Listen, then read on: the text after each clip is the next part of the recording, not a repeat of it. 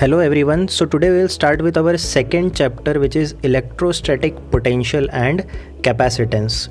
So the first topic that we will discuss today is the concept of electrostatic potential.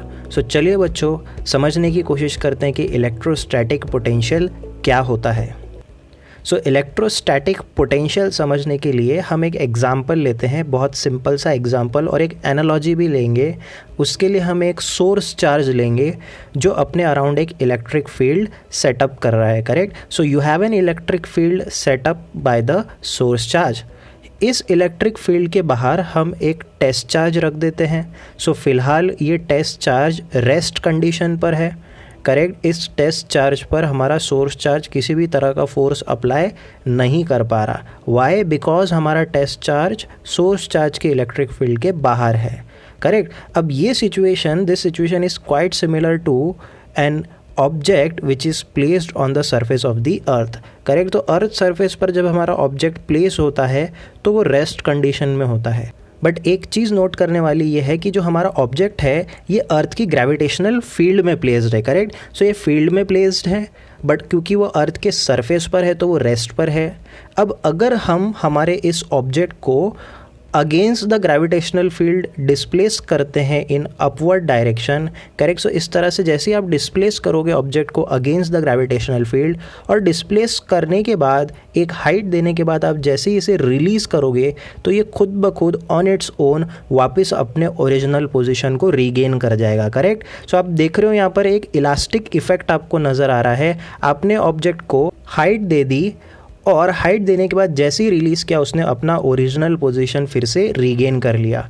ठीक इसी तरह से हमारे राइट हैंड साइड में अगर आप दोनों चार्जेस को देखेंगे तो जो हमारा टेस्ट चार्ज है, अगर आप इस टेस्ट चार्ज को भी डिस्प्लेस करते हो against the electric field, correct. So ये टेस्ट चार्ज जैसे ही डिस्प्लेस होगा against the electric field towards the right hand side, towards the source charge, और डिस्प्लेस करने के बाद जब हम इसे रिलीज़ करेंगे तो ऑन इट्स ओन ये टेस्ट चार्ज अपने ओरिजिनल पोजीशन पर फिर से आ जाएगा, करेक्ट। सो ग्रेविटेशनल फील्ड जैसा इलास्टिक इफेक्ट हमें इलेक्ट्रिक फील्ड भी दे रहा है, correct. So electric field gravitational field से काफ़ी हद तक एनालॉगस है। तो अब आप देखिए इस प्रोसेस में हमने किया क्या है बच्चों।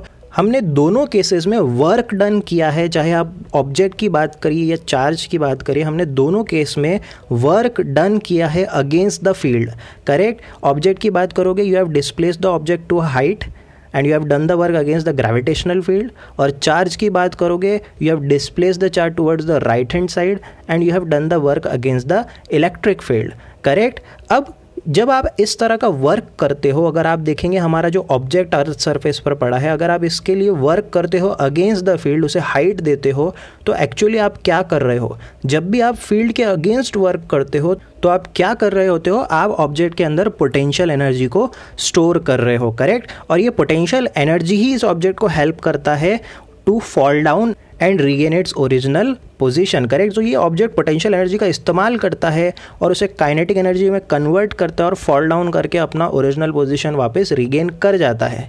ऐसी पोटेंशियल एनर्जी को हम कहते हैं gravitational potential energy. In the same way when you displace the charge, correct, bring the charge inside the field, correct, बाहर से अंदर लाओगे आप किसी टेस्ट चार्ज को, किसी फील्ड के अंदर लाओगे, you do some work against the electric field, तो आप इस टेस्ट चार्ज के लिए भी क्या स्टोर कर रहे हो? एक इलेक्ट्रोस्टैटिक पोटेंशियल एनर्जी स्टोर कर रहे हो। सो आप चाहे ऑब्जेक्ट के लिए वर्क करिए अगेंस्ट द ग्रेविटेशनल फील्ड या टेस्ट चार्ज के लिए वर्क करिए अगेंस्ट द इलेक्ट्रिक फील्ड। आप देख सकते हो हमारी electric field left hand side की तरफ है, सोर्स चार्ज की इलेक्ट्रिक फील्ड कुछ इस तरह से है, और हम हमारे टेस्ट चार्ज को राइट हैंड साइड की तरफ डिस्प्लेस कर रहे हैं। So you do the work for the test charge against the electric field. What you do is you store electrostatic potential energy, correct. अब आप देखिए इस प्रोसेस में हम कर क्या रहे हैं? हम चार्ज में एनर्जी स्टोर कर रहे हैं, हम हमारे ऑब्जेक्ट में भी एनर्जी स्टोर कर रहे हैं।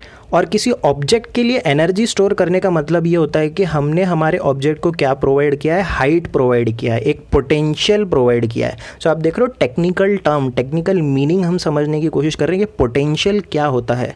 पोटेंशियल का मतलब होता है allotting a specific position to an object inside its field such that it is able to store a potential energy, तो आप देख सकते हो हमारे इस ऑब्जेक्ट के लिए हमने इस ऑब्जेक्ट के लिए वर्क किया अगेंस्ट द ग्रेविटेशनल फील्ड और इस तरह से हमने ऑब्जेक्ट में पोटेंशियल एनर्जी स्टोर की, करेक्ट। और पोटेंशियल एनर्जी स्टोर कैसे की? By doing the work, by displacing the object, by allotting a height to the object, correct, by allotting the potential to the object. So potential का basic meaning क्या होता है?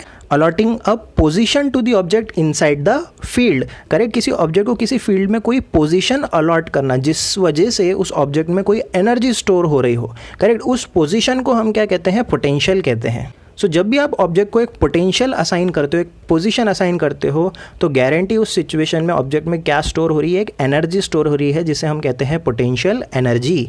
In the same way for the charge, आप देख सकते हो हमारा test charge हमारे सोर्स चार्ज से r की दूरी पर है, करेक्ट। आपने यहाँ पर हमारे टेस्ट चार्ज को एक पोजीशन अलॉट की है इलेक्ट्रिक फील्ड के अंदर। पहले वो इलेक्ट्रिक फील्ड से बाहर था, अब आपने उसे इलेक्ट्रिक फील्ड के अंदर एक पोजीशन अलॉट कर दी। उस पोजीशन को हम कहते हैं potential, correct. So we can say that assigning a field position to a field sensitive body is referred to be as assigning a potential to a body. सो आप देख सकते हो हमारे ऑब्जेक्ट का मास है m, correct. So every mass is sensitive to the gravitational field. So हमने एक field sensitive body को किसी पर्टिकुलर फील्ड में एक पोजीशन अलॉट कर दी, उस पोजीशन को हम कहते हैं पोटेंशियल। वैसे हमारा चार्ज जो होता है ये इलेक्ट्रिक फील्ड के लिए सेंसिटिव होता है। सो हमने चार्ज को उसके सेंसिटिव फील्ड में एक पोजीशन अलॉट कर दी और उस पोजीशन अलॉटमेंट को हम क्या कहते हैं? Allotting the electrostatic potential, correct. So आप इलेक्ट्रोस्टैटिक पोटेंशियल किसी ऑब्जेक्ट को अलॉट करते हो, असाइन करते हो, जिस वजह से उस ऑब्जेक्ट में क्या स्टोर हो जाती है? एनर्जी स्टोर हो जाती है। सो आई होप आपको इलेक्ट्रोस्टैटिक पोटेंशियल का एक बेसिक मीनिंग समझ में आया होगा। So let us revise again the concept of electrostatic potential. आप देख सकते हो हमारे सोर्स चार्ज की इलेक्ट्रिक फील्ड है, इस इलेक्ट्रिक फील्ड के बाहर हमारा एक टेस्ट चार्ज पड़ा है। तो हमारा टेस्ट चार्ज क्योंकि इस इलेक्ट्रिक फील्ड के बाहर है तो हम ये कहेंगे कि हमारा टेस्ट चार्ज का पोजीशन कैसा है? आउट ऑफ रेंज है, करेक्ट। इलेक्ट्रिक फील्ड जो सोर्स चार्ज की उससे बाहर प्लेस्ड है तो ये आउट ऑफ रेंज है, correct. So out of range की पोजिशन को हम कहते हैं इन्फिनिटी, करेक्ट। सो हमारे टेस्ट चार्ज का जो लोकेशन है with respect to the source charge, the location is out of range और you can say it is infinity. और जब किसी चार्ज की पोजीशन इन्फिनिटी होती है तो हम कहते हैं कि इस चार्ज का पोटेंशियल क्या है? ज़ीरो है। इसका मीनिंग ये होता है कि हमने हमारे टेस्ट चार्ज को अभी कोई भी पोजीशन अलॉट नहीं की है सोर्स चार्ज की इलेक्ट्रिक फील्ड के अंदर।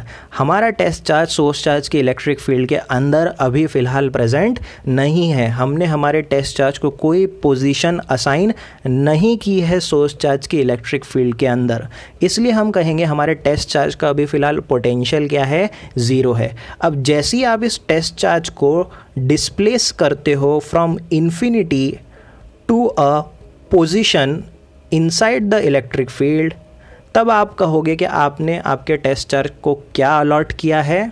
आपने अलॉट किया है पोटेंशियल, जिसे हम V से डिनोट करते हैं। So we denote electrostatic potential as V, correct. So now since you have assigned a position to the test charge inside the electric field, so you have allotted a potential to the charge. सो आप देख रहे हो potential कैसे allot किया?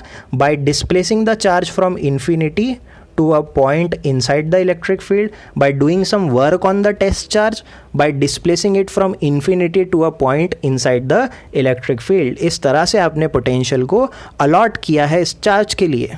And hence we can simply define electrostatic potential as it is defined as the work done per unit charge in bringing a charge from infinity to a point inside the electric field। सो आप देख सकते हो बहुत simple सा definition है। आपने इस test charge को पोटेंशियल कैसे अलॉट किया है? By doing some work on the test charge and bringing it to a point inside the electric field from a position of infinity. So we say that potential is work done on the charge per unit charge in bringing a charge from infinity to a point inside the electric field. So finally हम simple भाषा में ये कह सकते हैं potential is work done per unit charge. So this is the standard formula of electrostatic potential, work done per unit charge. So in this way SI unit of electrostatic potential is joule per coulomb and it is a scalar quantity.